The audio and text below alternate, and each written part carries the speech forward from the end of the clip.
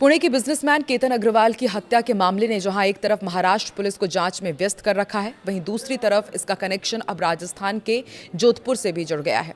इस high profile murder case के मुख्य आरोपी चेतन चौधरी का पैतृक गांव जोधपुर के पास पिलासनी है। पिता की पुणे में किराना परचून की एक दुकान है। उनकी शॉप के सामने ही सिया के पिता का प्रॉपर्टी बिजनेस का ऑफिस है। चेतन सिया के कॉलेज में पढ़ता था। सिया पिता के ऑफिस आती जाती रहती थी और इसी दौरान वो चेतन के संपर्क में आई। नमस्कार, मैं हूं आकांक्षा और आप देख रहे हैं न्यूज़ 18 का डिजिटल प्लेटफॉर्म। पुणे के केतन अग्रवाल मर्डर केस में रोज नए चौंकाने वाले खुलासे हो रहे हैं और अब नया दावा सामने आया है। केतन का शव रेस्क्यू करने वाले सुनील गायकवाड़ ने बताया है कि केतन के सिर पर गंभीर चोट थी, खोपड़ी कुचली हुई थी और हाथ पैरों पर भी कई जगह चोट के निशान थे। अन्य लोग रो रहे थे और मदद के लिए चिल्ला रहे थे, लेकिन सिया गोयल शांत खड़ी थी। सुनील ने कहा कि शव को जंगल के रास्ते बाहर लाया गया। पुलिस को 18 जून की सुबह करीब 10:30 बजे इस पूरी घटना की सूचना मिली थी। बचाव अभियान दोपहर 12:30 बजे चलाया गया और करीब 1:30 बजे शव एम्बुलेंस में पहुंचाया गया था। इधर पुलिस ने शुक्रवार को 10 घंटे तक सिया के भाई साहिल गोयल से पूछताछ की। पुलिस के मुताबिक साहिल चेतन चौधरी को जानता है। उसने बताया कि चेतन और सिया की दोस्ती एक क्रिकेट मैच के दौरान हुई थी। सिया के माता पिता से भी पूछताछ की गई। केतन के पिता विशाल अग्रवाल के मुताबिक घटना वाले दिन ही परिवार को सिया गोयल पर शक हो गया था। मौके पर मौजूद महिला पुलिसकर्मी ने जब कहा कि केतन अभी जिंदा है, उसे तुरंत अस्पताल ले जाना चाहिए, तब सिया के हाव भाव बदल गए थे। इसके बाद सिया ने परिवार के सवालों का जवाब भी ठीक तरीके से नहीं दिया। दरअसल सिया और केतन 18 जून को पुणे के लोहगढ़ किले पर घूमने गए थे। इसी दौरान केतन की खाई में गिरने से मौत हो गई थी। सिया पर बॉयफ्रेंड चेतन चौधरी के साथ मंगेतर की हत्या का आरोप है। दोनों पुलिस हिरासत में हैं और उनसे पूछताछ की जा रही है। जानकारी के मुताबिक केतन के इस मर्डर को लेकर के आज सिया को और चेतन चौधरी को ग्राउंड जीरो पर लेकर जाया गया था, जहां पर उनसे पूरा क्राइम सीन रिक्रिएट कराया गया। केतन की बहन ने सिया से पूछा था कि वो कहां बैठी थी, केतन कैसा गिरा और किले के उस किनारे तक कैसे पहुंचा। सिया ने किसी भी सवाल का जवाब नहीं दिया था। उसका रोना भी परिवार को बनावटी लगा था।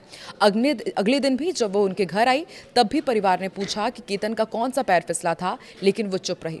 सवाल जवाब के दौरान शादी तय कराने वाली जो बुआ थी, उसने सिया को कहा कि तू यहाँ से चल दे, और ये कह करके वो वहाँ से ले गई। इसके बाद परिवार का शक और गहरा हो गया। विशाल अग्रवाल ने बताया कि उसी शाम परिवार ने बैठक कर पूरी घटना पर चर्चा की। उनकी बेटी ने कहा कि कुछ ठीक नहीं लग रहा है। परिवार ने पूरी घटना को जोड़कर देखा, सोसाइटी के CCTV फुटेज खंगाले। फुटेज में दिखा कि लौटते समय सिया रो भी नहीं रही थी। शक बढ़ने पर परिवार ने पुलिस को सूचना दी। केतन को सिया के अफेयर की जानकारी नहीं थी। हालांकि उसे कई बार सिया का फोन लगातार बिजी मिलता था और इस पर उनको शक भी हुआ था। उसने परिवार से पूछा भी था कि क्या सिया के बारे में पूरी जानकारी ली गई है, और परिवार ने उसे भरोसा दिलाया कि रिश्तेदारों ने पूरी पड़ताल की है। इसके बाद दोबारा इस मामले में बात नहीं हुई। उन्होंने कहा कि अगर सिया के अफेयर की जानकारी उनको होती तो ये रिश्ता कभी भी तय नहीं होता। पुलिस के मुताबिक आरोपी सिया गोयल और चेतन चौधरी ने हत्या से पहले और बाद में अपने मोबाइल की चैट हिस्ट्री भी डिलीट कर दी थी। दोनों ने साइकिल बिन भी खाली कर दिया था। डेटा रिकवर करने के लिए दोनों के मोबाइल फॉरेंसिक लैब भेजे गए हैं। पुलिस ने सिया के कॉल रिकॉर्ड खंगाले। इसमें एक मोबाइल नंबर पर जनवरी से केतन की हत्या वाले दिन सुबह 7 बजे तक सिया ने 2004 कॉल में करीब 338 घंटे बातचीत की थी, यानी कि दोनों रोज करीब 11 कॉल्स में 2 घंटे बात करते थे। ये नंबर पुणे के ही एक और व्यापारी परिवार के लड़के चेतन चौधरी का था। चेतन का घर पुणे के उसी इलाके में था जहां सिया के पिता का ऑफिस है। पुलिस के मुताबिक पूछताछ में सिया ने बताया कि उसे केतन का बिग लगाना और हकलाना पसंद नहीं था। इसी वजह से उसने हत्या की साजिश रची। हालांकि केतन के पिता के मुताबिक शादी तय होने से पहले ही सिया और उसके परिवार को केतन के बिग के बारे में पूरी जानकारी दे दी गई थी। अब ये भी मामला सामने आ रहा है कि सिया और चेतन से जो पूछताछ की जा रही है, उसमें दोनों एक दूसरे पर आरोप लगा रहे हैं कि सिया के कहने पर चेतन ने मर्डर किया और चेतन के कहने पर सिया ने इस पूरे साजिश को अंजाम दिया। आपको क्या लगता है, जांच कहां तक पहुंचेगी और कब तक केतन अग्रवाल के परिवार को इंसाफ मिलेगा? कमेंट सेक्शन में जरूर बताएं।